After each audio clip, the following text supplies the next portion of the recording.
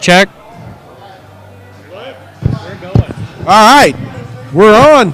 Welcome to In the Zone's Race Talk Live online. Bill Gritt, Bobby Potts, already joined by our guests, Austin and Chris Allen. The guys with two first names. Yeah. Gonna almost appreciate you guys driving all the way. You guys actually live in Goddard, out Wichita, west of Wichita. So we made a little trip over here. Appreciate you guys coming. Appreciate you guys inviting us.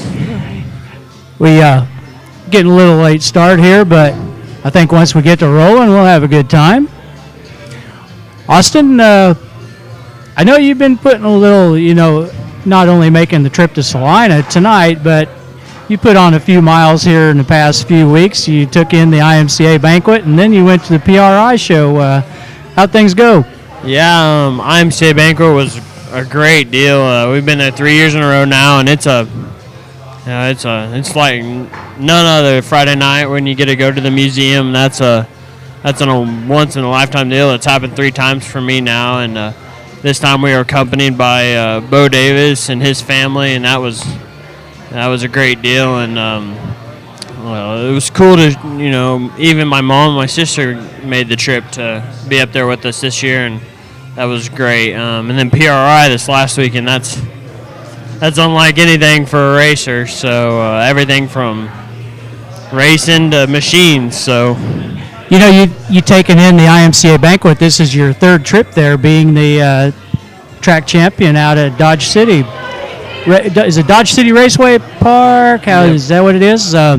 First of all, congratulations on your third track championship. I appreciate it. In a row. Pretty awesome job, winning 3 in a row.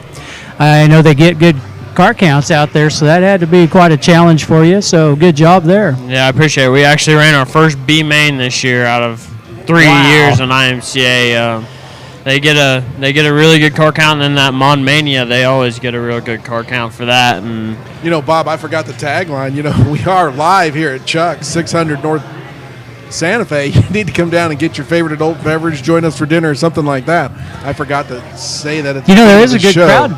Good crowd down here tonight. This is kind of cool. Had a visit with several of them that we know and stuff. Yeah, it's a great time. Come on down and join us if you'd like. But anyhow, we're going to continue on here with Austin. What chassis are you driving? We're on an 08 Hughes car. It's just an old horse that we keep running.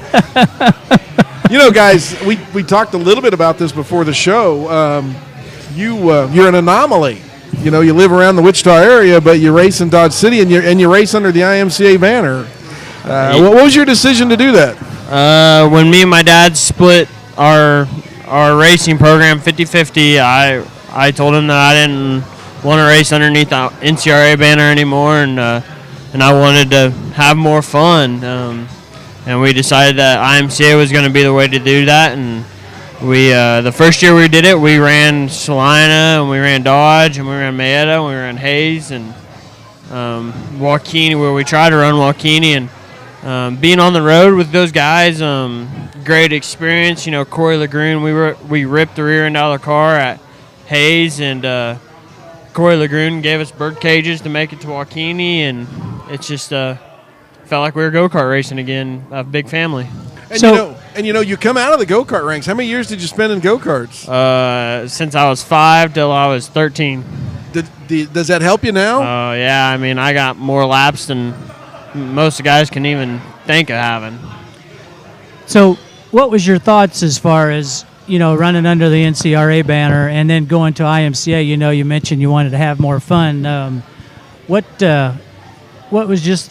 the difference? I mean, just more pressure to make the show at NCRA? Well, my definition of fun is not feeling like you're beating your head against the wall, and that's how we felt while we were running NCRA. Is we couldn't do anything to help our situation, and when we decided to build a flat tappet motor because our roller motor grenaded itself, and we didn't have the funds to put a roller together. I think you guys thought it was like taking a knife to a gunfight to race under the that's NCRA the quote.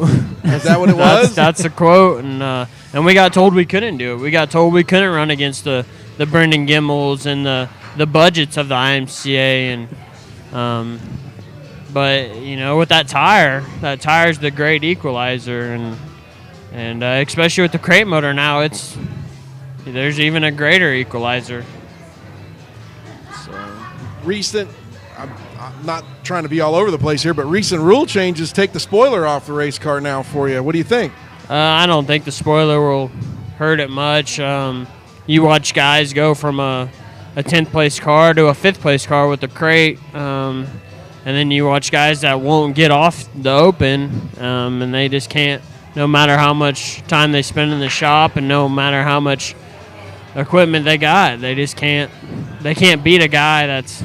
Austin and I were talking. It'll definitely make it easier to wash the car now. Yeah. You're the car wash master at your place. I know that. We won't have to get a face full of mud anymore, will we? No more face full of mud. No more dirty spot after you just washed it.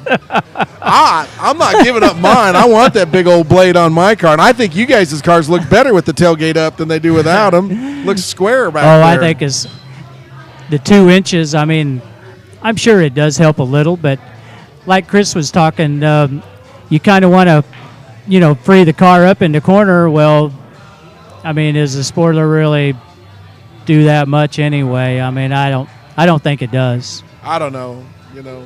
On a modified, I don't think it does that much. Go ahead, Dad. Jump Chris in there. Chris got a comment on that. Well, I think that the crate motor is you're always looking to free the car up because they're so tight with the lack of horsepower to spin the tires up when it's heavy out there.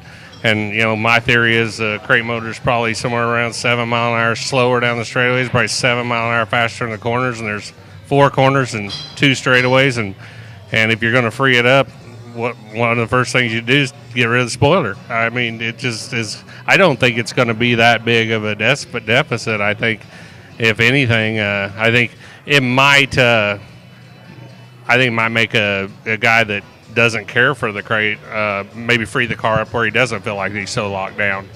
So I think it's a good decision.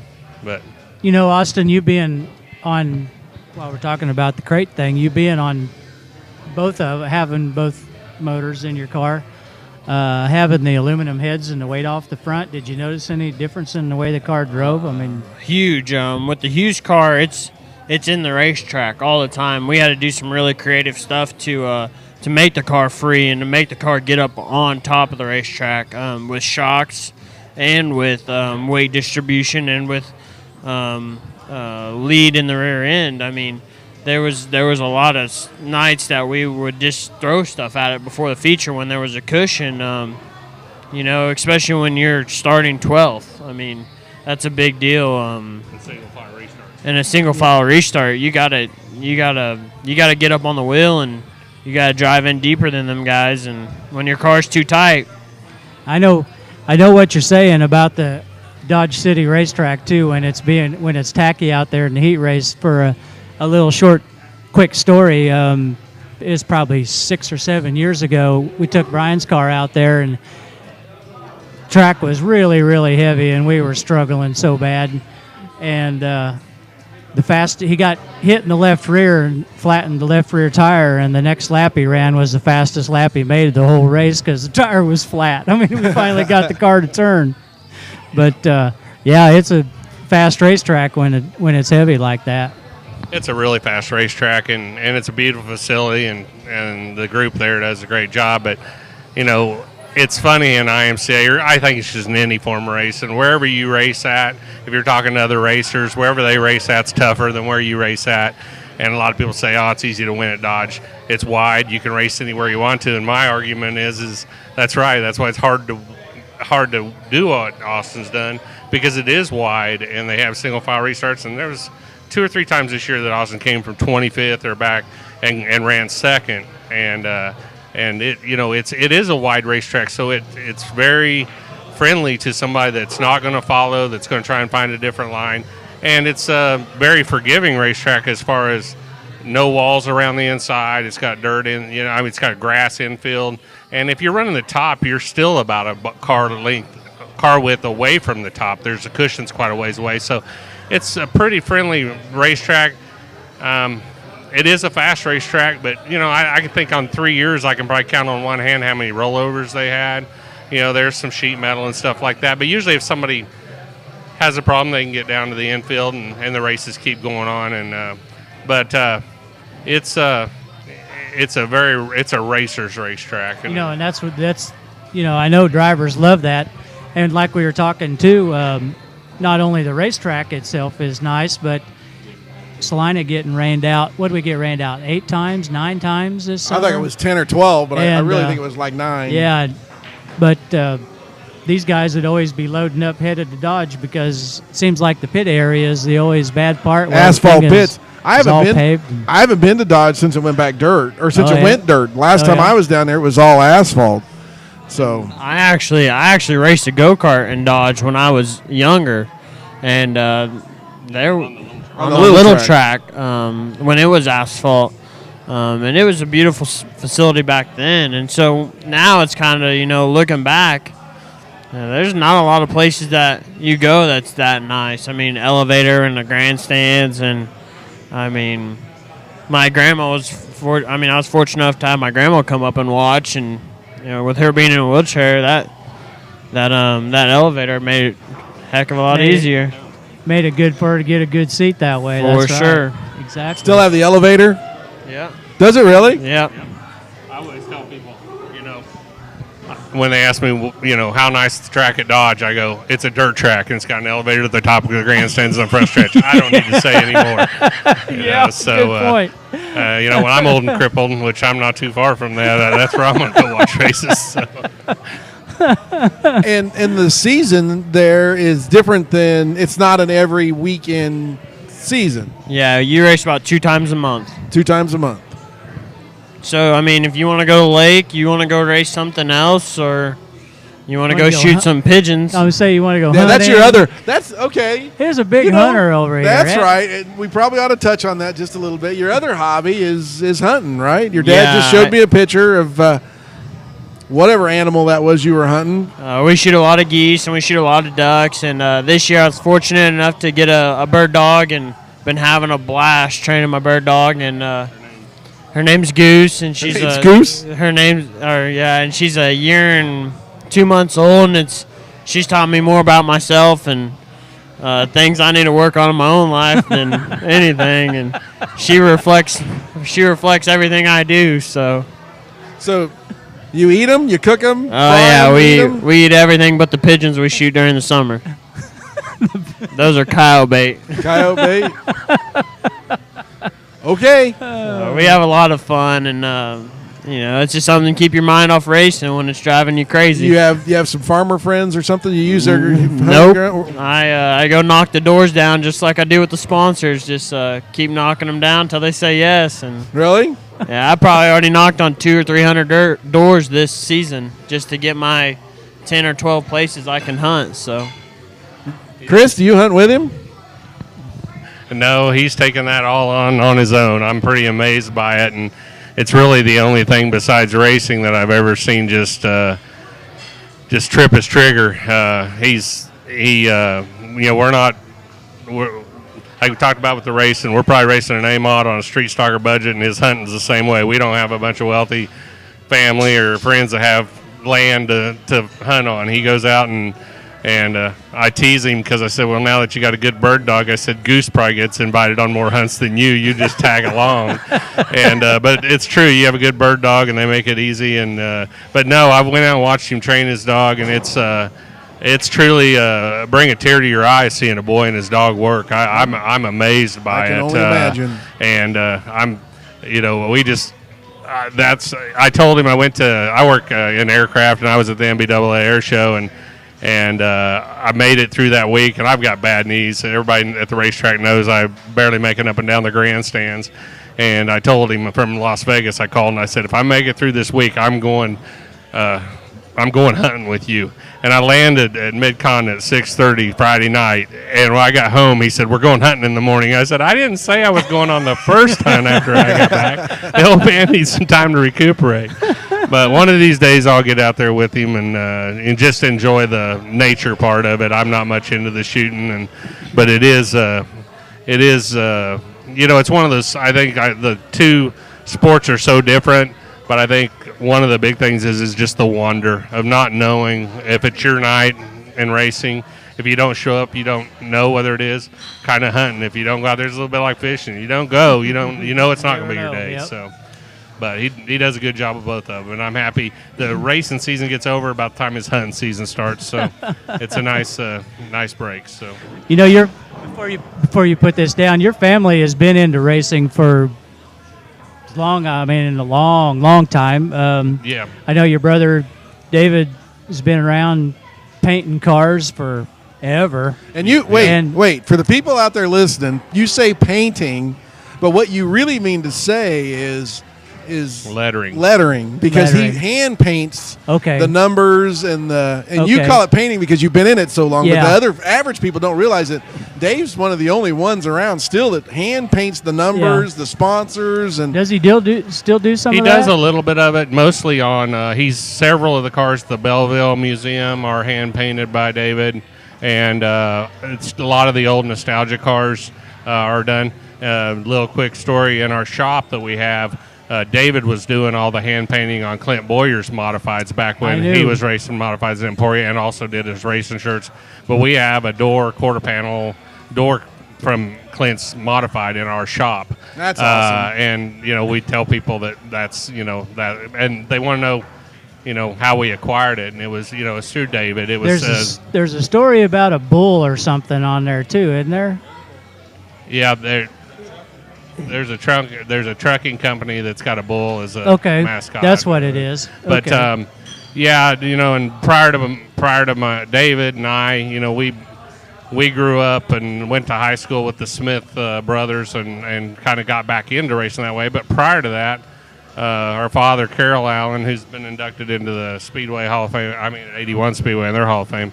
But he was a car owner in the late '60s, early '70s at 81, and ran what they called rookie cars, the straight six-cylinder stuff, and then ran semi-lates, which was the early '55 Chevys. And back in the day when men were men and boys were boys, and it's amazing some of the stuff those guys crawled into. But Warren Haas and Pinky Mullins and the guys like that. Yeah, it's.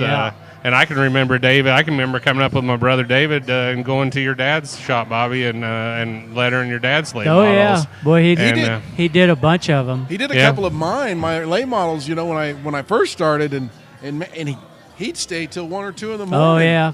Well, he might show up at 1 or 2 in the morning. 10 or 11. Yeah, it didn't matter. Yeah, he was. He definitely is a hard worker, and he was pulled a lot of different directions, and at times maybe got a bad rap for not being able to get everything done. But the one thing about David is he had a good heart, and he wanted to do everything for everybody, and he had a hard time telling people no. But I'm telling you, if he knew you had a deadline, he might be. A quick little story about David and Austin in the beginning of their racing together, of our racing together. When Austin was 5 years old, or about 4.5, we bought a cage kart, which was built by Nance, and it was an early model of a go-kart, basically a go-kart with a roll cage on it. And it had a little fiberglass tail tank and stuff, and it was going to be the first racing kart that Austin was ever in. He was in like a little open kart with like an Edger motor on it that was my racing go-kart when I was a kid. And I tied a rope around the side of it and put wet down the grass, and he'd run circles in the backyard when he was like 2.5, 3 years old. So at 4.5, we were going to put him in this cage kart, and we were going to give it to him Christmas morning. And my dad, or David, showed up at 10:30 Christmas Eve night to letter it, and he goes, "What number are you putting on it?" And I said, "Well, Dad's number was 87. Let's put 87 on it." He said, "Dude, you got to make it a single-digit number. What number? Is it 8 or 7? And Monica and I looked at each other and we go, "Well, he's got to be 8 years old before he can race competitive in go-karts, so let's make a number 8. Well, now everybody thought 8 was June because of Earnhardt Jr., and he hadn't even started racing back then. And so then when we went to race at the Chili Bowl, or I remember in the shootout, which was before the Chili Bowl, we go race a lot of these national events, and everybody was number 8, because by that time Earnhardt Jr. was racing. So we'd have to put we'd tape a number on either one side or the other. And so for the longest time he was 81. And then we started racing at 81, and everybody's like, "Oh, he's the house car. He's the Oh, house car." geez. And Austin says, "I can't live with that. That's just." So we switched to 18. Well, then everybody thought, "Well, you're a Kyle Busch lover. That's why you're 18." And we're like, "No." So all the stickers on the windows of the cars of the family say 18. Goddard Gunslinger, Austin Allen, because you had to make sure they didn't think, you were, because Kyle Busch, he's great talent, but there's not a big fan base. But anyway, that's my quick stories. I've had every number from 18, 87, 81, 87X. I mean, 8. We've been them all. When we go national racing up in Nebraska or to the Tulsa Shootout, it's whoever signed in first got the number. Got the number. Oh, I see. So you had to come up. How old are you now? 22. Just turned 22 in October. What do you do for a job? I just started my job in October. I build aircraft valves that run off of cabin air or exhaust. And I was a plumber. I plumbed for 3 years before that. Okay. So you're in the aircraft business now, huh? Unfortunately. But Chris, are you still in the aircraft business? You've worked there a long time. That's probably why he has this feeling about aircraft. David and I, we had a screen printing shop for years and did a lot of racing shirts. Did like Jeff Purvis and Billy Moyer and Jimmy Sills. Drop some names that a lot of people know, and then both David Brian and I, Nail. yeah, Brian Nail. the Smiths, and there's a lot of them, and a lot of local shirts. I mean, but it got to a point where it was a really good business for David and I to do as single guys. But then, you get married, you get families, you get benefits. And then we kind of had to decide we're either going to have to spool this thing up and put automatic presses in and have this thing get really serious, or have to bail out, go get real jobs with benefits. And we both went back into the aviation. My background was upholstery. I grew up, my grandparents did a lot of restoration upon upholstery and furniture, and that's why I learned it. And so I went back into upholstery, and I ran the interior shop at Hawker Beechcraft Services for 17 years. And then about 9 years ago, I went to work for a company called AIP, which is Aircraft Interior Products. And we sell all the fire-rated soft goods that go in the interiors. I sell carpet and everything inside you touch in an airplane that's all certified and passes burn. And I'm away from the service side dealing directly with customers, but I'm still in the aviation deal. So I tell people for the last 9 years I've got a 2-day vacation I never knew I had. So, a lot of times when Austin was racing go-karts, I had a pager and a cell phone, and it was always getting called and pulled away. And now it's nice to be able to go racing. And like he said, we're 50-50 on the car. We do a really good job of it's amazing what doesn't need to be replaced on the car now that he's a part owner. The wheel that's bent doesn't need to have a new one on it, and this tire will make it another week. But and we were talking about that before the show started too. How many front bumpers you put on the car this year? We didn't put any front bumpers on the car this year. I think the only time we had front end damage, maybe he skipped underneath the back bumper and caved in the nose, but we didn't put any radiators in it either. And Austin's he's a really aggressive driver, and but I think he's a clean driver. I'm kind of the old school dad, and I'm very opinionated on it, and I'm quick to talk to him about when I think when he stepped over the line. But I've also been the one to say, if a guy is slower in front of you, you'd let him know you're there. You let him know a couple times, and he just is intentionally blocking you. Eventually, there's going to be some contact, and it wasn't anybody being dirty. It's just eventually you got to go. Here's Bill's theory on that. You get 2 love taps and then a hate hit. It's Kenny Fuller that started that. Kenny Fuller, but Chris, or what's the asphalt modified guy? Christopher.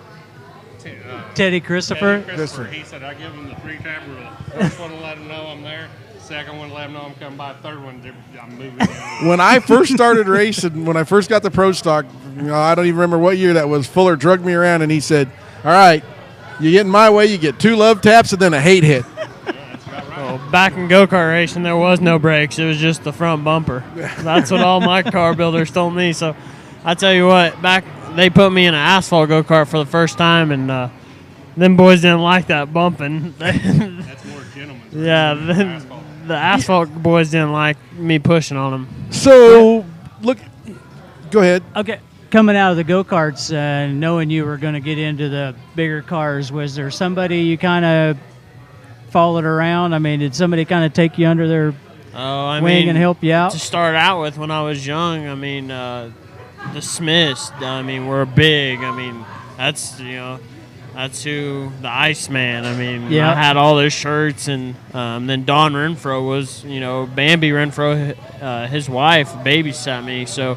Don was always a big influence on me. Don's a good guy. Yeah, Don was a great guy. He still comes and helps out sometimes. And then another big one, I actually worked out at Gressel's, and that's where I got my used car. Scott Green was a huge influence on me when he actually put me in a modified out at Gressel's. I was hot lapping a micro sprint.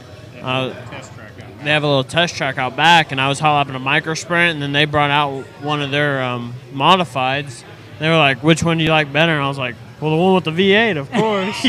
And so, I like the power. So, and then Dennis Brewster put me in a modified when I was 15, and we went out. We like our third race in the car. We put together 5 features in a row. So I mean, cool. And then. So that's a bit obnoxious, isn't it?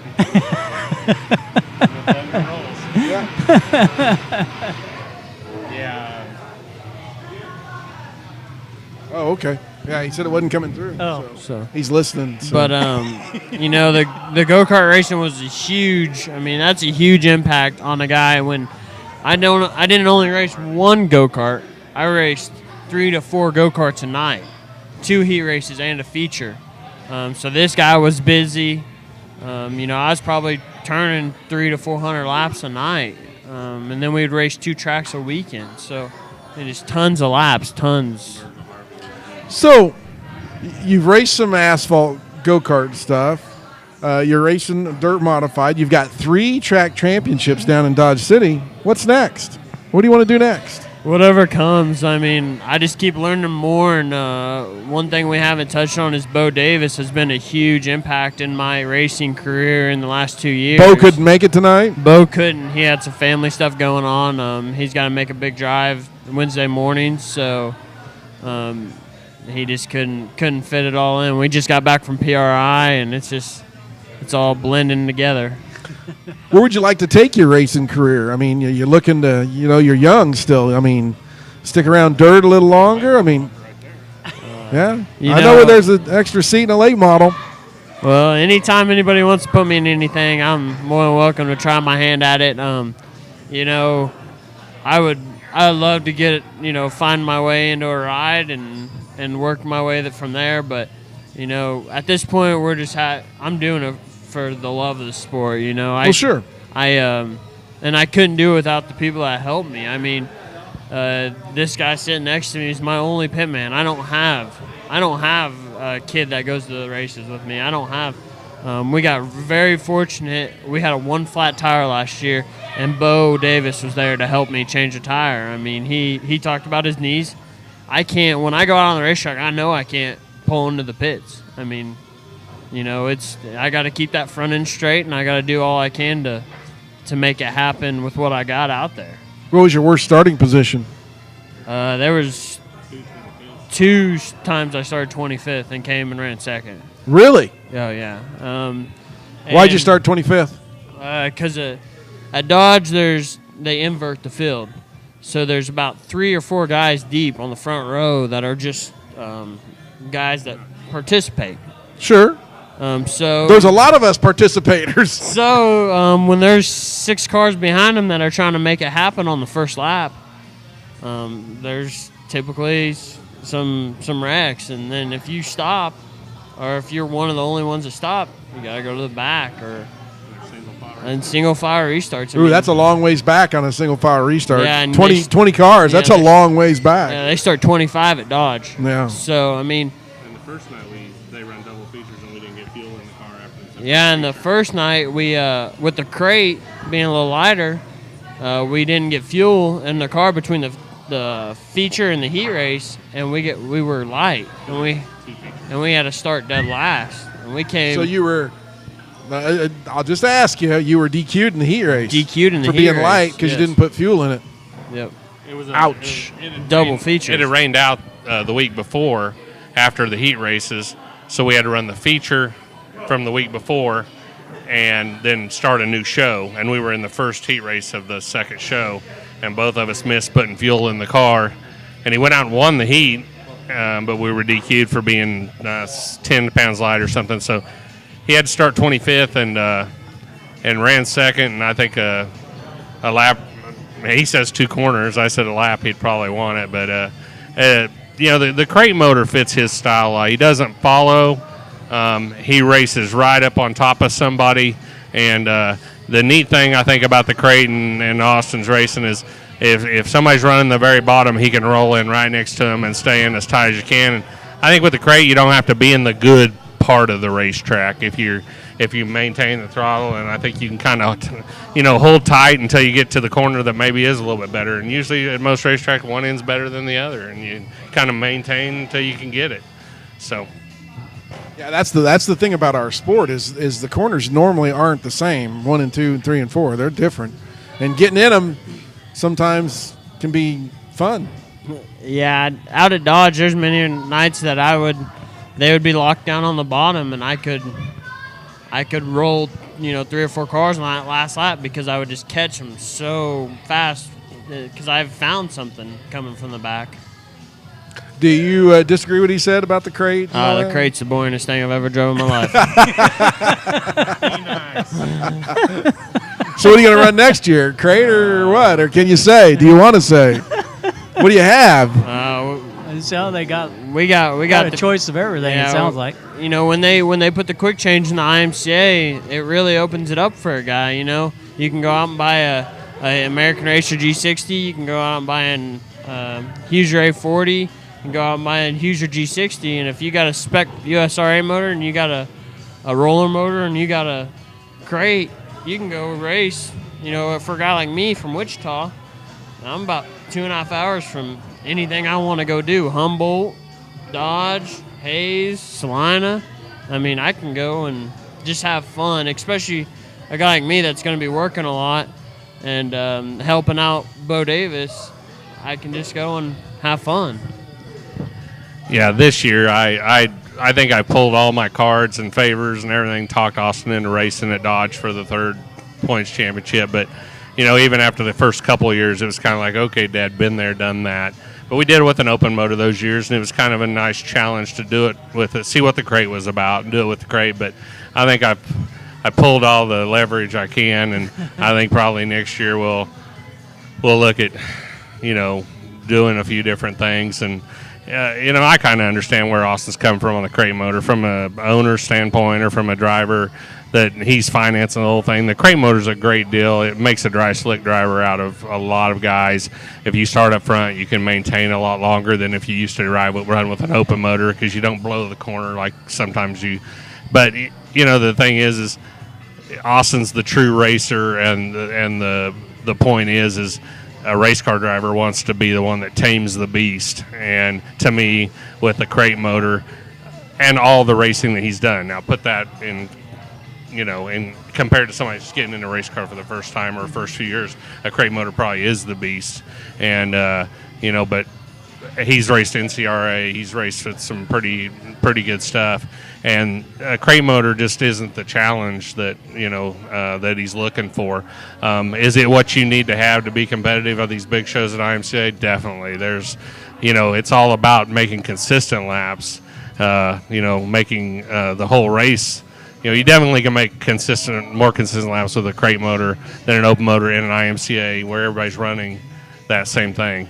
But I think he's looking to do maybe some little bit more what I would call outlaw racing or challenging. But we'll see. We'll see. We don't want to put our cards in all our eggs in that basket either. So we want to leave ourselves open. So. But I don't think I could talk him into racing for a championship as much as I'd like to. It's a beautiful facility, and they do a great job there. So, Austin, tell me, with only racing 2 times a month, did that help you or did that actually hurt you winning the points championship?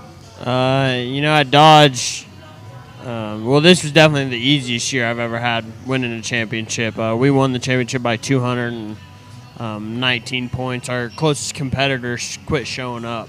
Really? So it was, the other years it was you had to finish in front of that guy to win on the last night. And so I was pretty relaxed. And the biggest thing that helped my racing program this year was I raced probably 20-something times with Bo Davis, and that guy knows his stuff. That's the guy I call.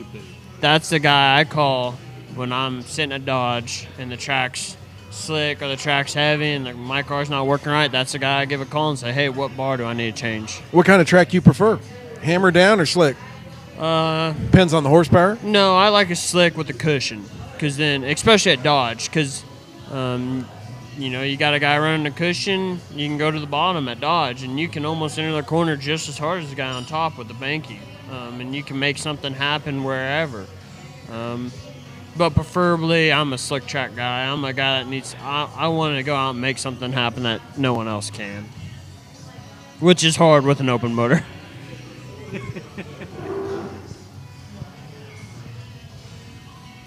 Uh-oh. Chris has got something else. Well, I think, I always look at the drivers as there's an A driver, B driver, and C driver. The A driver's a heavy, hammer down, fast when it's a gas deal. And then there's the B driver that's the dry slick driver that's, he's going to come to the front when it's slick. And then you have the C driver, and that's the guy that can kind of change his driving and find something on either one. Doesn't mean that they don't prefer one to the other, but I would call Austin a C driver. He's pretty good in the slick, and he's definitely a hammer down driver. He's a gas man, I'd like to say. I'm going to change the subject here a little bit, just because I'm jealous, because I've never been to the PRI show. But how many days did you spend there? We drove up on. We actually finished our drive on Friday. We got into town about 1, and we spent 1 to 5 on Friday, and then we probably did 3/4 of the show, but we weren't hitting every booth. And I was just going to say, you were there for like 2 days and still didn't get to see it all. Yeah, we definitely That's didn't like get to huge. see it all. I made a phone call. We can go. We can go. We're connected. It's over. Next year. Oh, okay. We're connected. I would definitely like to go next year and sit through some of the seminars. The seminars would be really cool. Really? I mean, there's like, I don't know, a couple thousand booths there, I hear. Easily. And one of the coolest parts is the machines running. You get to walk through all the machines, and they're all running. You can watch CNC lathes and all that stuff go to town, and then all the stars you get to see between Kyle Larson and everybody. Did you get to talk to any of them guys? Talk to anybody? Not really. Well, we talked to a lot of Bilstein guys. And you got to talk to a lot of the bigger names in the industry, but not really any. A lot of I noticed a lot of the guys that are big names, they would all flip their name badges around so no one was following them around. They didn't know who they were, huh? That's probably smart. We'll have to plan a road trip next year. Boy, I'd love to go. I've heard, year after year, oh, you never been, you need to go. And yeah. Is that your first time there? That was my first time there. How long did it take you to get there? I think it's like a 10-hour drive, 9 or 10. I went to Indiana with Bo to Intech Trailers this summer, and that was like 11-hour drive to Napanee, Indiana.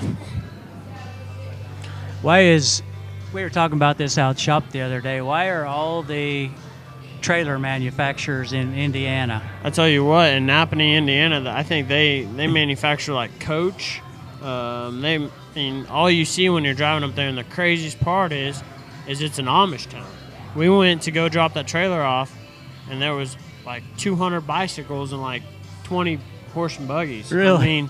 But the craftsmanship was unreal. They put a side on a 34-foot trailer. I watched a guy silicone a 34-foot trailer from the back to the front in one pace. I mean, he walked that whole line of that trailer with a silicone gun and never missed a beat. Wow. I was like, as a plumber, that's amazing. Yeah, we'll have to go. Yeah, that'd be fun. I'd love to go sometime. I want to go. Yeah, Yeah, and I did. I made Yep. the phone call just today, in fact, see how we get in for next year. Cool. I talked to your dad. Texted me the day you were on the road, I think, and he said something about we were on our way to, I think, and he said not me, Austin, or something like that. Yeah, Austin and Bo. Yeah. I'm very You didn't very go? fortunate. Why not? Wasn't invited. Oh, ow. I had stuff to do. We've got a granddaughter and daughter that are back from New York. Their husband's in the military, and they've been in New York at Fort Drum for the first 2 years of Emma's life, and so we're playing catch up on Grandma and Grandpa, and Austin, that's his niece, and her name's Imogene, and she makes us all melt. We're all like little bitty pools of water when she's around. Our producer was hollering at me, and I couldn't understand his hieroglyphics that he was sending me, but he says there's 5,000 vendors there, Bob. 5,000. Wow.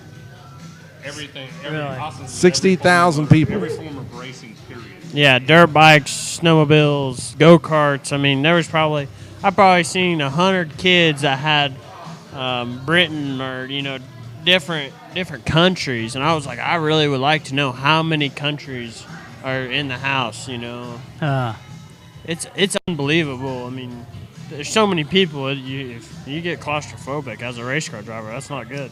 Well, and since we brought up David's name, this is Race Talk Live Online is produced by Dave Cheveria from Flatlands Media, and you can catch him at flatlandsmedia.com. Did I get that right?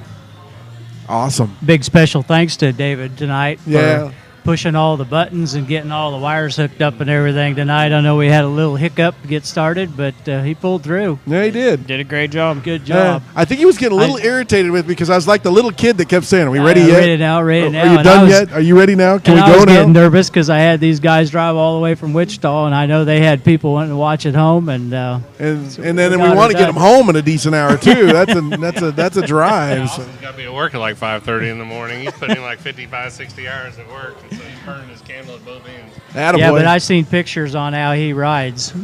He rides with his eyes shut, don't he? Yeah, I sleep a lot in the car. Yeah, I seen that. I seen a picture of you. So how's the race car? What are you going to do for next year?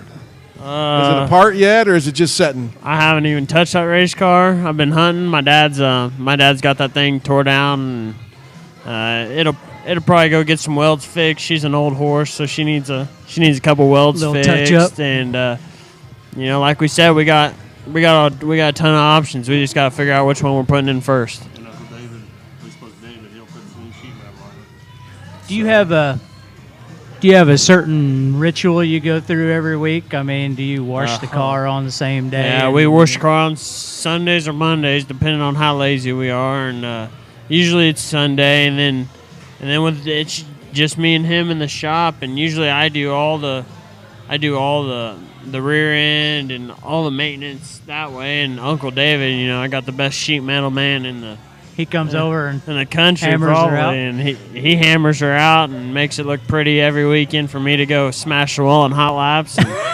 And then my dad does all the motor, and he usually does all tire stuff and gets all the stagger sized out, and then I work at Bo's Tuesdays and Thursdays, so I'm all over the place. But this summer I actually didn't have a job, so I was. you're going to have to change your schedule a little bit. So huh? this summer is probably going to be a lot of hustle and bustle. So, but it's great. So What? We're all staring at each other. I know. now. Would you quit doing that?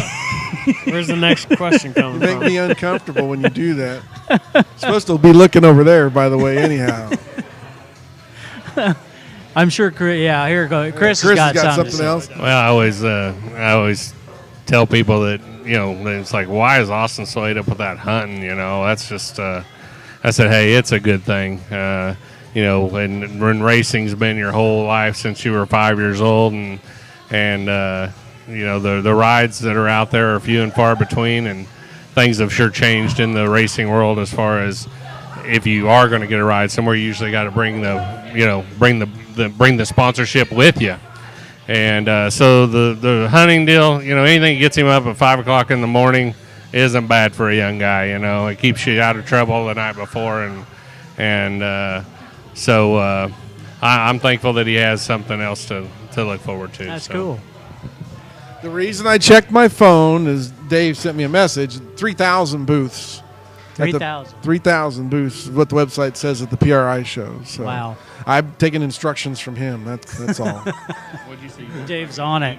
Yeah, we walked like 8 miles the first day. Really? It was. Bring some comfy shoes, huh? Yeah, definitely don't be wearing no boots. There were some kids in there that they were dressed up head to toe, and you could tell they were in there trying to get them sponsors. And I was like, man, them feet have to be killing you. So, does Uncle David still letter your car for you? We actually have the vinyl plotter at our house, and we have all the screen printing stuff that they owned when they were younger is all at my all at my dad's house. So is your car vinyl or hand done? All vinyl. All vinyl? But it's not vinyl like a wrap. It's layered, and the big graphics, that's all hand. He just cuts them out of vinyl and lays them on there by hand. Really? Yeah. I've seen him do that. Cuts them out by hand. Wow. Yeah, it's unbelievable. That's an art. It's unbelievable. That's an art. Yep. Yeah, sometimes I don't see the vision, and I'm over there like, oh, I don't see it, and then it just comes together at the end, and it's always beautiful. Back when he'd letter Brian's car or the car or my dad's car even, it probably made him nervous, but I'd invite people over. You got to come and watch this guy. Oh, I know. Yeah. I know. He did it in my amazing. garage for ours. I still have a couple of doors that he did for me. It's pretty cool. They're to hanging watch. up in the shop. When speaking of my dad and back in the day and racing, everything was lettered back then, and he'd always hire a sign painter to come over there, and the guy was always about half looped, before he would even, the brush would shake until he would get to the door, and then it would be just smooth. And my dad would always ask him to leave part of his paint, behind a cup of each color. And I can remember David as a little boy, probably 7, 8, 9 years old, going over and touching up the letter, and when it was get banged up from racing, and so he was lettering back then. And it was a God-given talent, and the neatest stuff that he does is when somebody just gives him free rein. It's amazing. Like Austin says, we always. David and I usually are arguing with Austin about how we're going to do the car, and we always end up telling him, you don't have to look at it. You're inside it. We're the ones that have to watch it, so we want to do it the way we want to do it. Well, and you always have to check one thing. I don't think he was ever very good at his ABCs because you always had to watch. He usually spelt something wrong. But the good thing is, you could always wipe it off and fix it. So.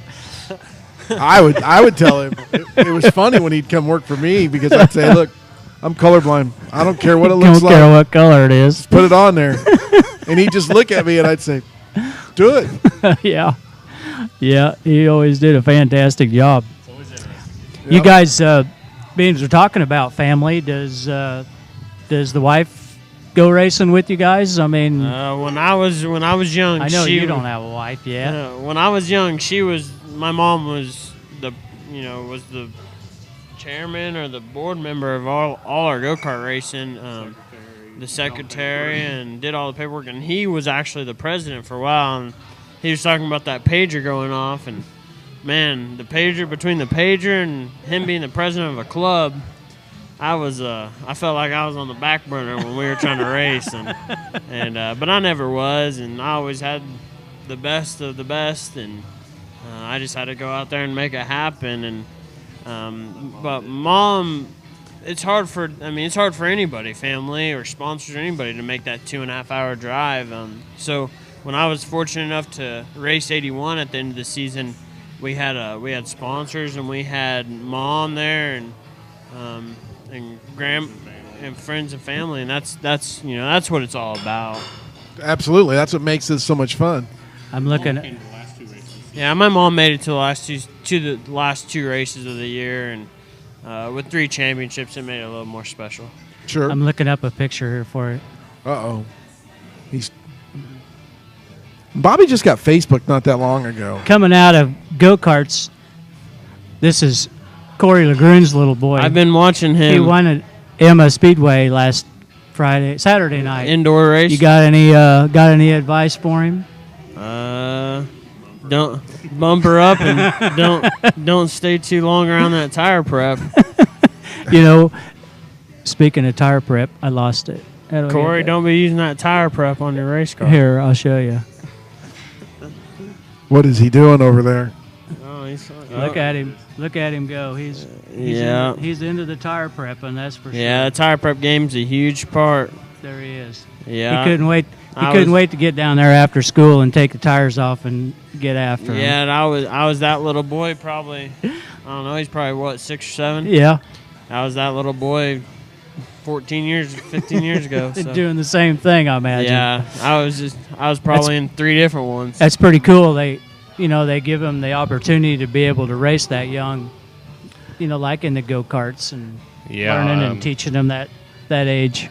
Yeah, we exposed Austin to a lot of team sports, t-ball and soccer and the different things, and we took him down to the go-kart track and kind of let him experience that, and I think you just do what you know. If you played baseball, your kids play baseball, and once we put Austin in the cart and then he got old enough in the team sports, he kind of would say, well, I don't want to go do that. I want to go go-kart race. And we were like, well, we've already signed up for the season. We need to finish it out. But then you're kind of like, okay, if we're going to do the go-kart racing, then you're jumping that. And the funny part about it was, and one day I remember him saying, I don't ever have to sit on the bench when I'm go-kart racing. I'm always the driver, and that has something to be said about that. So. Didn't your brother David, did he have 2 kids? He had an older daughter from a previous marriage, and then he had Skylar was the younger one. Right. Did they both race go-karts at the same time? Holly was older. She was never around it, but Skylar did. And then I've got another niece, Marissa Peters. My sister's married to Tony Peters, which is Mike Peters' younger brother. Okay. So there's big open wheel stuff, and they both raced micro sprints last year. Do they have any trouble racing against each other? I mean, no, who beats who? I mean, there's always rivalry, and I think if 2 brothers race, you race your brother harder than anybody. Yeah. And I think there was a couple times. Of course, this was Skylar's first year, so she was learning the ropes, and Marissa had been in it for a while, and Marissa won the points championship in the series she's running. I think Skylar got Rookie of the Year, and she was 5th in points, and so they did a great job, and. And David keeps those cars, of course, looking nice, and I think they're going to do it again next year. But it's truly a racing family, and there's just not a lot of things. When people say, "Well, boy, I can't imagine how much money you spent doing this with Austin," and I always refer back to the old American Express commercial where it's like, "This costs this much, this costs this much, this." Priceless. And when you see people take your boy under the arm and want to mentor him and want to take him on, like a Don Renfro or Virgil Harvey from go-kart racing, it's priceless. And then you also say, what is there that you can do with your son from 5 years old until he's 22 years old? That you're working in the shop in the evenings and you're racing together, and racing teaches a lot of life lessons. And the other thing is there's a lot of mad racers because there's one winner and a lot of losers. Oh, yeah. You become very humbled. Austin and I were talking about it on the way up here. He was speaking about having a low self-esteem because if you have a low self-esteem, you're always striving for better. But it's all relative, and it's kind of like people that have street rods. The car becomes the avenue to spend time together with your father or whoever it is, and racing's not that much different. It's pretty cool to see how far he's came. Because I think we had you guys on the show it's probably been 5 years ago when we were 2 or 3. Because it's probably been longer than that. It's been longer than that. Because they haven't been here. Yeah. They were at the other place. And he was just getting started. So it's pretty cool. I mean, in the big cars anyway. So it's pretty cool to see how far you progressed. It's pretty neat. Congratulations. Yeah, I appreciate it. And I can't, thank all the people that have helped me to get here as far as, as people, my mentors, people that have shown me the rope and my sponsors, and a lot of my sponsors have been with me since I was 10 or 12 years old. There's a couple of them that have jumped on board here lately, but, there's a lot of people that. You can mention some names. Yeah, you probably ought to go ahead and take a minute or two and thank your sponsors. Barry Material Handling is a huge one. My mom's optometrist place. Johnson's Outdoor Power Equipment. BDR Shocks. I mean, Bo Davis builds all my shocks, and Midwest Hearing. I got my dad in my ear reminding me of all of them. You got to just start walking around the car. I'm trying to mentally fix him. And then Briley builds all our open motors, and he still comes over and helps us with the crates. And, there's not a lot of them, but each one of them counts. And I even have hunting sponsors, Rig 'em Right Decoys, and people that don't even have anything to do with racing that just want to help you out. That's cool. Just want to help me out, and everybody wants to be part of a good story. So I try to make it a good story. There you go. And who's been with you the longest? I'd probably have to say Cy Wiggins was probably the longest until a couple of years ago. Barney's Pharmacy, which is one I completely forgot, but they've been with me since I got go-kart doors that have their name on it. So. But recently, probably Midwest Hearing, they were a big influence when I first got my Hughes car. Cool. And Barry's been a huge one these last 4 or 5 years. So. If you were to look at another chassis, what would you look at? You got any ideas? Hughes. You'd stay with Hughes? Yeah, look at Hughes. He just won USMTS Hunt. He just won all the Jamboree shows. He takes 1 year off to go run late models, and MB Custom's the hottest thing on the market. He comes back, and everybody jumps off MB Custom and goes right back to the Hughes. He's got the baddest piece on the market. The thing that stinks is he only sells them at full roller, so you got to have a big old checkbook to buy brand new ones. So. Yeah, any sponsors out there that want to help him out? He wants a new Hughes. Looking to upgrade. I need help. Yep. Race cars are expensive, aren't they? Everything's expensive. That's fun to do. So, have you looked at any of the new cars? Has he changed that much from the new one this year? I haven't seen the new one this year, but I heard it's one of the best pieces that he's put out. So, and it proves.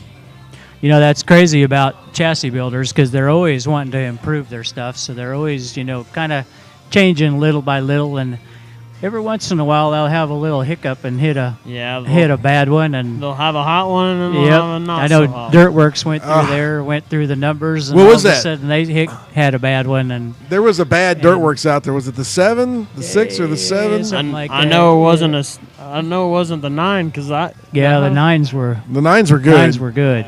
I think it was 11. Because I had a 9 and I put 5 in a row on it. Yeah, first I think car you're I ever right. had. Scott Green worked his magic on that one. But I think they moved a bar when they were building the car, and it made a big difference. That's crazy how. One of the biggest things I saw at PRI was almost every car we looked at, B mod to A mod, had one of those stiffener bars in it. Oh yeah. I don't know if it was just a show thing, just to kind of make everybody think. But was it bolted in or was it welded in? In? It was bolted in, so you could take it out. And another thing is almost all the IMCA cars that were there didn't have legal IMCA, parts on them. I seen some pictures of So you were kind of like, that's a little weird. They just making her look good for the show. They're show cars. Yeah, that's what they said. They were show cars. So. Yeah, we're going to have to take that in one of these years. We're going to go. Well, I started just jumping about the chassis deal, and, I think anytime you can afford to get a newer, update and get something new, it's always nice.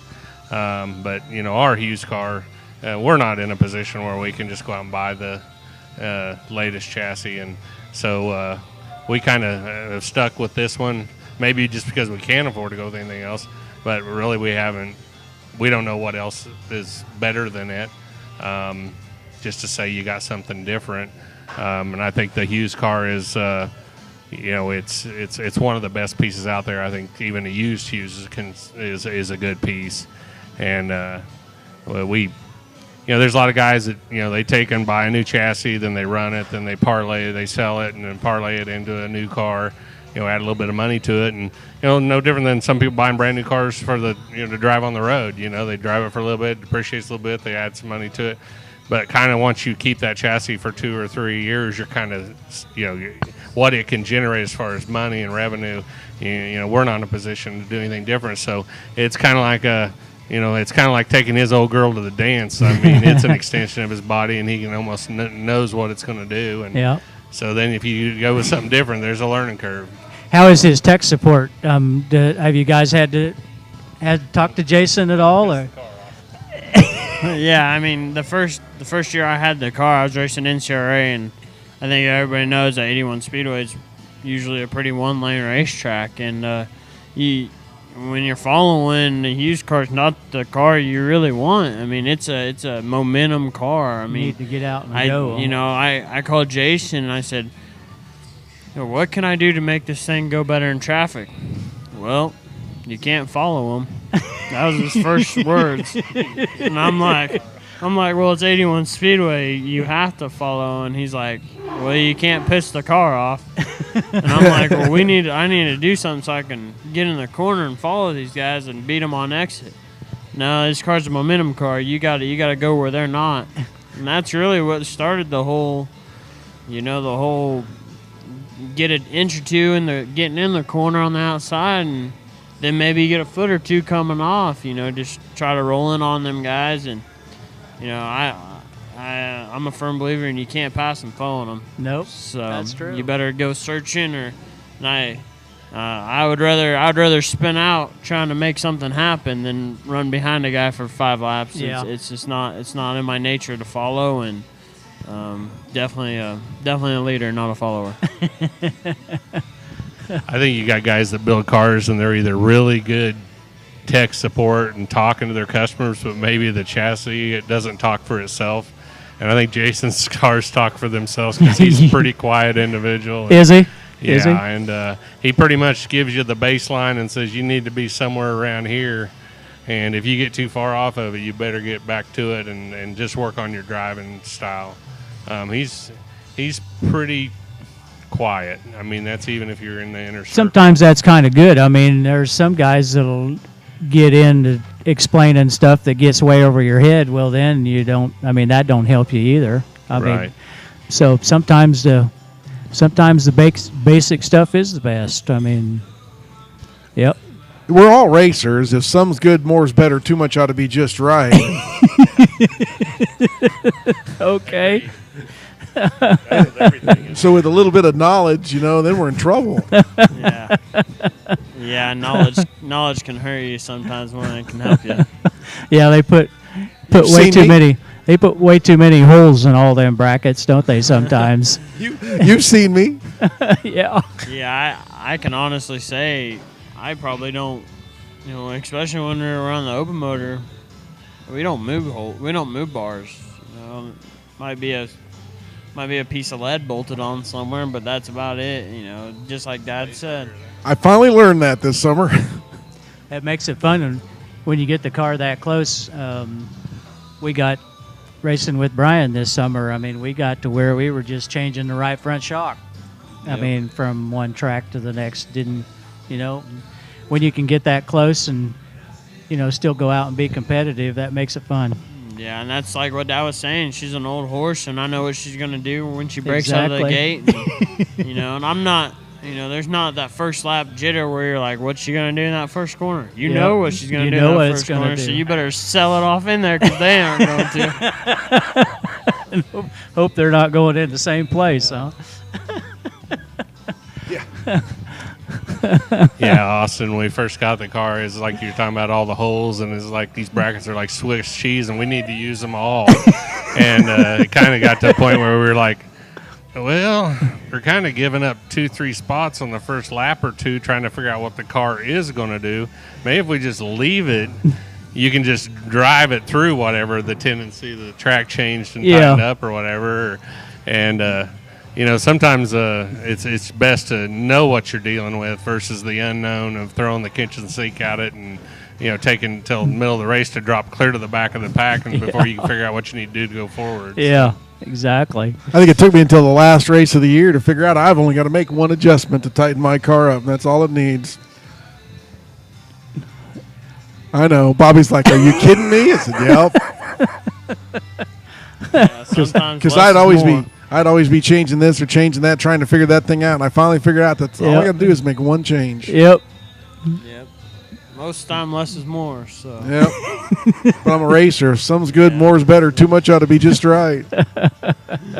Yeah, well, this guy came back from Mark Bush in, what was it, 2012? I've been longer than that. It's been when you were in go-karts, coming out of go-karts, bidding around big car. So he went to Mark Bush when I was young, and he brought that book back, and I was like, let's go to school. I've never seen his nose in a book before that much. That's right. Give him a racing book. Yeah, they'll be in it. Yeah. So He'd then be I all was over like, that. well, Mark Bush says this will help, so let's do it. It doesn't all apply. Well, folks, we've been at it for an hour. We've got more time, but I know you guys got to get home. It's going on close to 9 o'clock. So. Oh, jeez. Time flies when you're having fun. Yeah. Anybody else you need to thank? Just got to thank my mom and dad for letting me do this stuff, and got to thank Grandma and Grandpa for even getting this whole deal started. I mean, 4th generation of racing and doing it strong. 3 track champions. That's three track championships. That's And pretty good. This one we didn't have no wins. No wins? No wins. No wins. So See? that says a little you can bit, do but it. You've done it You can once do that it. way. Yeah, we did one. It's Well, it's of hard. course you do. You always want to win one, but it's harder to run second 8 times. Yeah, I'll bet. Well, in the way that Dodge and a lot of the IMCA tracks, they invert this, Top points 12, guys. yep. So pretty much all season long, he was starting 6th row inside or 6th row outside, and that to run second 7 or 8 times, that speaks volumes compared to winning one from the front row or a couple from the somewhere up front. But it definitely is a family deal, and we just appreciate all the help and friends, and like Austin said, the people we have involved with us want to be a part of a good story and want to support us, and we're firm believers in good people hang around good people and good things happen, and we appreciate you guys having us up here. We enjoy Sure. it every time. Yeah, Thanks so much for coming. I know there was bet. some scheduling conflicts and stuff, but sure appreciate you making the drive up here. It's always a good time. Yeah, I appreciate it, guys. got to once again thank Rusty for letting us do this. A whole lot better than it's my fun. shop, I'll tell you that It's much. a heck of a lot better. It's a Beautiful place. We did Great this. beer. We did this last winter from his shop, and it was a little chilly out there. So Well, I this is- work and get home and didn't have time to start the fire, so So this it's is a a whole bit chilly. lot, It's whole cold. lot nicer. Yeah, so it's a whole lot nicer here. Plus, you get something to drink here. Well, you get something to drink at my place too, but I ain't cooking for you. So. Austin Allen, the number 18 car, the Goddard Gunslinger, huh? That's what they call me. Okay. Good luck next year. I appreciate it. We'll need it. Let us know what you're doing and where you're going. We'll come watch you sometime. For sure. Okay. Yep, we'll be talking, guys. Okay. Appreciate it. Thanks. Again, thanks again. Appreciate it. For Bobby Potts, Merry Christmas. Thank you yeah. very much. This is going to be our last show before Christmas. Yeah, that's but right. we will do one the week after Christmas. Okay, in between Christmas and New Year's. Yes. Okay. Okay. So you better get busy, but Merry Christmas, race fans out there. I hope you have a very blessed holiday season. And we will see you in a couple weeks. Hope Santa Claus brings you a lot of racing stuff. Yeah, I'm going to need it. Merry Christmas, folks. For Bobby Potts. Once saying, again, thanks to David for doing all this for us. Yeah. Good job. Okay. That's David. Anyhow, we'll see you in 2 weeks right here live from Shucks Bar, 7 o'clock. And we'll see you then. For Bobby Potts, Bill Grit saying so long. And again, thanks to Dave Cheveria for putting this together.